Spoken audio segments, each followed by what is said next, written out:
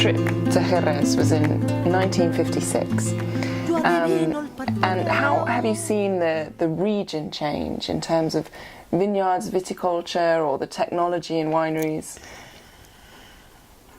When I was first there, you could stand on that excellent platform outside the Alcazar and look over the vineyards. You can't anymore because Gonzalez Byass had built a building in the way.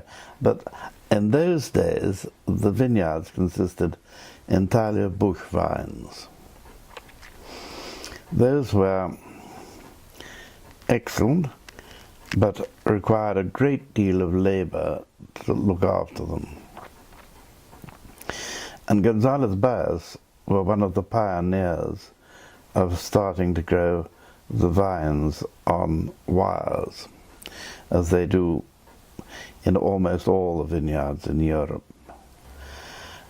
And they produced equally good grapes. They had to learn how to do it, and a certain amount of experimentation was gone on. But the two largest growers were Gonzalez Byass and Domecq, and they all took to growing their vines on wires, and did it very, very well. It's all beautifully controlled now. You know, you can fly a helicopter over and see if any bit of the vineyard is in any sort of trouble and go and put it right. It's much more scientific agriculture, or viticulture, but the viticulture is a branch of agriculture, than it ever was in my day. And winemaking is much more scientific. So the average quality of the wines has risen enormously. And having started a market for good, mature wine, it's held. One of the things it hasn't held is the advertising. In ancient days, and I can go 50 years back without batting an eyelid, there was quite a lot of money spent on advertising by the larger shippers. And I think that helped to sell the wine. Now there's practically none. A lot of it is sold through the supermarkets, who are very quality conscious and sell excellent wines. I don't know if advertising were to be reintroduced, whether it would pay or not. Possibly not. I dare say the shippers know what they're doing. But one misses the little advertisements that used to appear. And what do you think? I mean, sherry, some people call it a hipster's drink nowadays. Do you think sherry's cool again? Do you think we'll see another peak in the future of its popularity? Oh yes, because it's good. Lots of things go out of fashion, are taken over by more modern movements. There was a time when Mendelssohn was wildly out of fashion in music, but he wrote great music, and that is now realized. You have to pay quite a lot of money now if you want to buy an oil painting by Landseer. When I was young, everyone sneered at Landseer, and so on. Fashions change, and I deplore fashions. If you went to the basic quality of whatever it is and stuck to that, life would be much better. One of the fashions that came and went, for example, was Nouvelle Cuisine, an extremely expensive way of not getting enough to eat. And That, I think, is gone now. And what about the fashions within sherry? So in your time, have you seen, there's a lot of innovations that happen, some of which stick and some don't. Do you think there is any fashions within the wine production that really will stick, or do you think they're all just I think fads? they're treating it so knowledgeably, so scientifically now. They've got there. And the way they're making sherry at the moment is likely to stick unless someone finds an even better way of doing something. And the human being is always looking for better ways of doing something. I'd be a much richer man than I am if I could foresee the next few. And you'd be a smart man to keep it to yourself. Yeah. And why is Jerez the home of sherry? I mean, apart from the explicit rules about the DO, why can't anyone else make sherry to that same quality or character?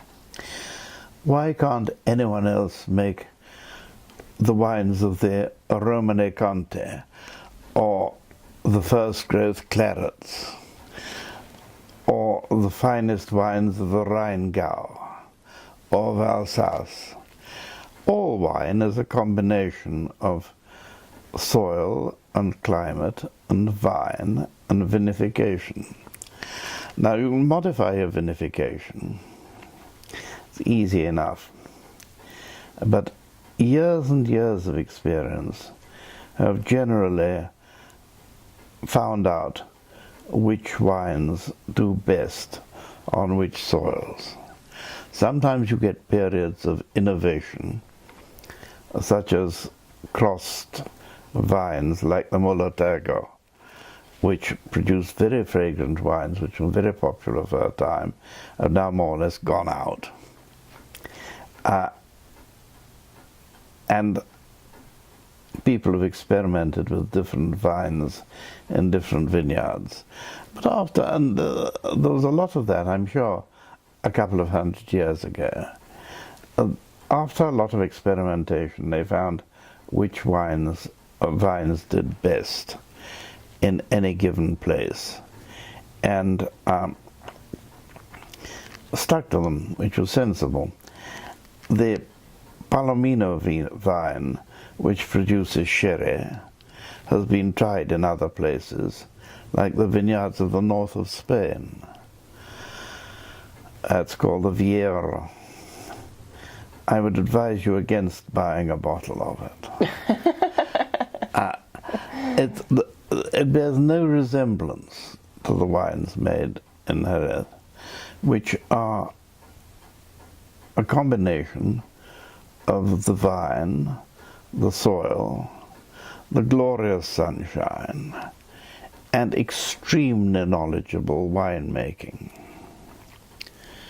And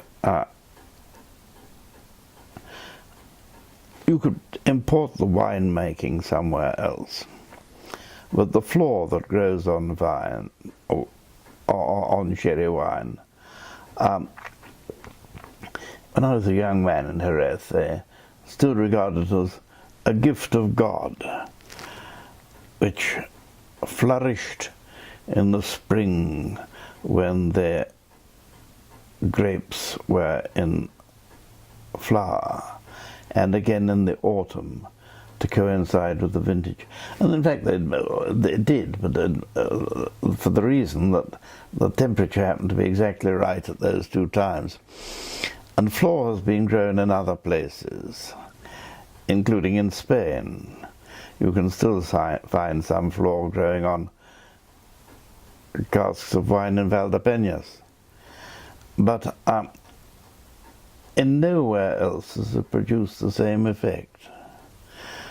Just as the growers in Bordeaux, who have learnt a great deal over the years, and produce the best wines that they are able, which are amongst the best stable wines in the world. a modest growth in the Médoc can't reach up to the standards of Latour and Lafite, which are the products of the soil. Do you think there is any potential for table wines in Jerez, and not fortified? Well, they make a lot wines? of them. But do you think any of them are really have the same worth in the wine world as, Good Lord, as no. sherry? No, they were pioneered by Toto Barbadillo, who was a very good businessman, and when it was impossible to sell as much sherry as he'd like to, he made a table wine, which is a very agreeable table wine. It's been sold in England, and it's sold reasonably well, but it's not the same thing.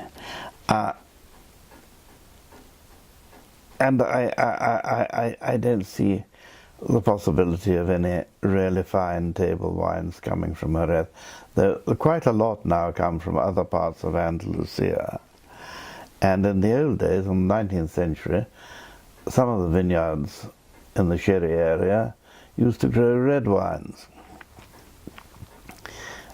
They weren't commercial, they weren't meant to be. They produced a few wines for the owner's table. And the good red wines now being produced in the north of Andalusia and in that fertile valley that leads down to Malaga. No, let the sherry countries stick to sherry. They do it supremely well. No one's been able to come anywhere near them. And I'd far rather they produced supremely good sherry than interesting, curious table wines. And tell me a bit about the difference between wine tasting and sherry tasting in terms of appreciation of sherry. There isn't any. You take the nose, you let it enter your mouth, take the flavours and look for the subtleties, and then swallow it and enjoy the effect.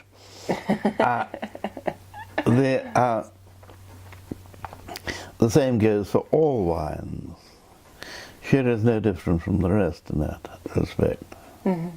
And in terms of different styles, do you have a preference? Are you a fino man? Do you prefer oloroso? What is your preference and why? My tastes are completely Catholic. I love good examples of all of them. Well, like my taste in music, I listen to all sorts of things with intense pleasure. But the sherries, well, we happen to be drinking a Palo Cortado at the moment, is one of my favourites.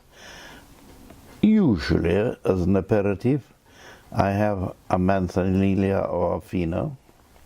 Well, not always, particularly in winter, when I'm apt to go over to Olorosa. If you had in the days when my legs were good,